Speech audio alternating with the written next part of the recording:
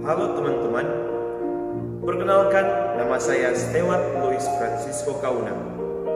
Saya kelas retorika di Seminari Santo Franciscus Xaverius Kakaskasih.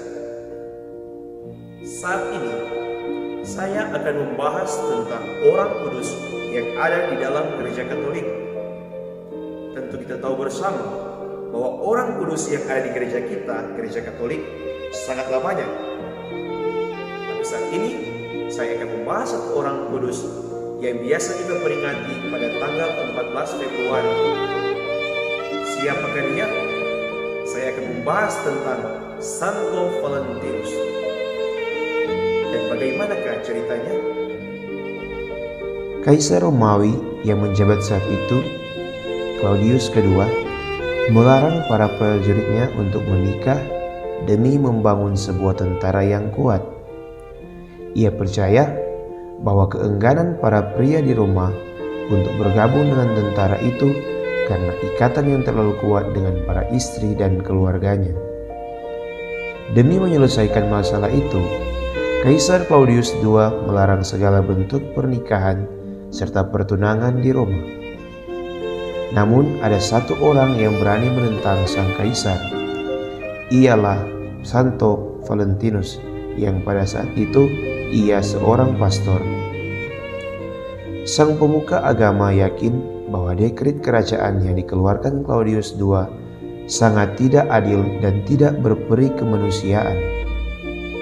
Pastor Valentinus mengabaikan perintah sang kaisar dan terus menikahkan para pemuda dan pemudi secara diam-diam. Ketika aksi Valentinus itu terbongkar, Kaisar Claudius II memerintahkan agar dia segera ditangkap dan dijatuhi hukuman mati. Akhirnya Valentinus ditangkap dan diseret hingga ke prefek Romawi yang menjatuhkan hukuman mati dengan cara dipukuli dan kepalanya dipenggal.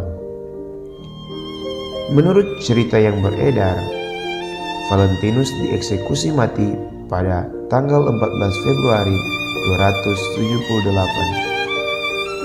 Versi lainnya menuturkan bahwa Valentinus sempat meninggalkan surat perpisahan kepada anak perempuan dari sipir penjara yang menjadi temannya selama dihukum dengan dibubuhi tulisan dari Valentinusmu. Atas jasanya itu, Valentinus kemudian dijadikan seorang santo dalam ajaran gereja Katolik Roma. Namanya pun berubah menjadi Santo Valentinus. Namun, asal-usul sebenarnya dan identitas asli dari Santo Valentinus hingga kini belum diketahui dengan jelas. Menurut Ensiklopedia Katolik, setidaknya ada 3 Santo Valentinus yang berbeda dan semuanya adalah martir yang disebutkan dalam daftar martir di bawah tanggal 14 Februari. Hari peringatan Santo Valentinus ditetapkan oleh Paus Gelasius pertama. Paus Gelasius pertama menetapkan bahwa tanggal 14 Februari adalah hari peringatan Santo Valentinus. Pada masa pra-Kristen, tanggal 14 Februari adalah hari untuk menghormati Dewi Cinta bangsa Romawi kafir. Tetapi telah dirubah dan dikuduskan oleh gereja menjadi perayaan untuk memperingati Santo Valentinus yang adalah seorang martir yang gugur membela cinta kasih dalam sakramen pernikahan yang kudus. Pada masa itu, pesta Santo Valentinus akan dirayakan dengan menerimakan sakramen perkawinan bagi banyak pasangan yang sudah dinyatakan siap. Banyak cinta akan disatukan dalam janji suci perkawinan dan banyak pasangan muda memasuki hidup baru. Oke teman-teman, kali ini saya bersama dengan salah satu formator kami, Pastor Ardi Watuseke MSC di sini.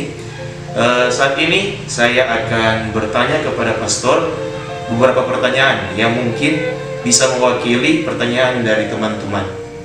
Oke, langsung saja kita masuk ke pertanyaan yang pertama. Bagaimana orang bisa dan dapat diangkat gereja menjadi orang kudus? bagaimana cara seorang menjadi orang kudus. Jadi itu ada tahapannya. Yang pasti itu ada tahapan yang paling bawah, ya, itu yang pertama disebut dengan hamba Allah. Kemudian setelah hamba Allah itu dia menjadi seorang venerabilis, ya. Setelah venerabilis itu menjadi seorang beato atau beata.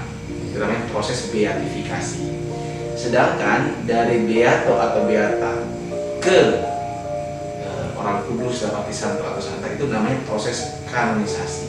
Yang pasti pertama-tama itu biasanya diusulkan oleh keuskupan setempat atau oleh kongregasi. Diusulkan bahwa orang pribadi ini bisa dinyatakan kudus. Nah, proses itu ada yang cukup panjang dan cukup lama, tapi saya cuma bisa katakan sampai di situ saja dulu. Nah, seseorang dinyatakan beato atau beata itu kalau dia sudah mempunyai satu mujizat. Nah, mujizat ini harus juga diverifikasi oleh Tata Suci. Apakah benar ini mujizat? Nah, itu ada juga tuntutan apa saja yang disebut dengan mujizat, dan bagaimana maka kita tahu bahwa itu mujizat yang benar melalui perantaraan doa orang kudus ini atau calon beato ini. Kalau sudah dan dia ditetapkan sebagai seorang beato, ketika dalam proses kanonisasi dia juga harus melalui tahapan yang sama. Dia ada juga yang mengalami mujizat melalui doa calon orang kudus itu. Ya, kurang lebih seperti itu yang saya ingat. Jika kita lihat dari sejarah dan apa yang dilakukan oleh Santo Valentinus, apakah yang dapat kita lakukan saat ini dapat menggambarkan sikap dari Santo Valentinus? Menarik adalah bahwa siapapun yang melakukan sakrament pernikahan pada saat itu akan dihukum. Nah, ini fakta yang tidak dibantah bahwa Santo Valentinus ini dia dihukum mati karena melawan perintah kaisar menikahkan sepasang Kristiani yang mau hidup bersama. Ini mungkin, ya, teladan dari Santo Valentinus itu untuk para pastor dan juga untuk calon pastor. Jangan tunduk, ya, dengan aturan-aturan yang merugikan iman Kristiani. Kita harus bisa melawan, itu satu. Melawan bukan berarti dengan pedang, tapi dengan menunjukkan iman kita. Ini loh iman kita. Saya sedih kalau seandainya ada yang malu buat tanda salib, ya, tidak perlu sombong untuk menunjukkan identitas Kristiani, tapi sewajarnya sebagaimana kita seorang itu mempunyai simbol-simbol tertentu, kita bisa menunjukkannya, berani menunjukkannya bukan karena malu. Justru ketika di saat itulah kita mesti dengan gagah berani menunjukkan iman. Oke, Ustaz. Selanjutnya kita masuk ke pertanyaan yang terakhir yang mungkin juga menjadi pertanyaan teman-teman sekalian. Jadi Pastor, apakah Santo Valentinus ini ada kaitannya dengan hari Valentine? Ya, jadi saya langsung jawab ya. Itu ada kaitannya, tapi justru terjadi ironi di situ. Kisah Santo Valentinus seperti yang sudah digambarkan tadi, ya, pendukung kesucian, kemurnian dari hubungan suami istri yang luhur, mulia dan suci itu diteguhkan dalam sakramen pernikahan. Sekarang, ya, atas nama cinta di hari Valentine, justru kita bisa lihat ya di kabar-kabar maupun di cerita-cerita berita, justru di hari Valentine itu terjadi banyak pelanggaran moralitas dalam hal menjaga kekudusan dan keutuhan dari diri sendiri. Saya maksudkan adalah begitu banyak pasangan-pasangan muda di luar pernikahan melakukan hubungan seksual di luar nikah justru di hari Valentine ini. Apakah benar? Perlu diverifikasi tentunya. Tapi itu justru menjadi ironi, ya. Santo Valentinus dengan kisah yang begitu luhur, mulia atas nama cinta yang begitu agung, ya, diteguhkan dalam sakramen pernikahan. Jadinya justru seperti ini, bahwa ada kisah-kisah yang indah di hari Valentine itu orang mengungkapkan cintanya, kasih sayangnya kepada pasangannya dengan coklat, dengan bunga, dengan kata-kata puisi, lagu, film. Oke, sampai situ mungkin kita masih bisa pahami dan mengerti. Tapi lebih dari itu, atas nama Valentine, atas nama cinta, membuat sesuatu yang pribadi terhadap orang lain, berbuat dosa di hari itu sungguh satu iron. Ya, begitu.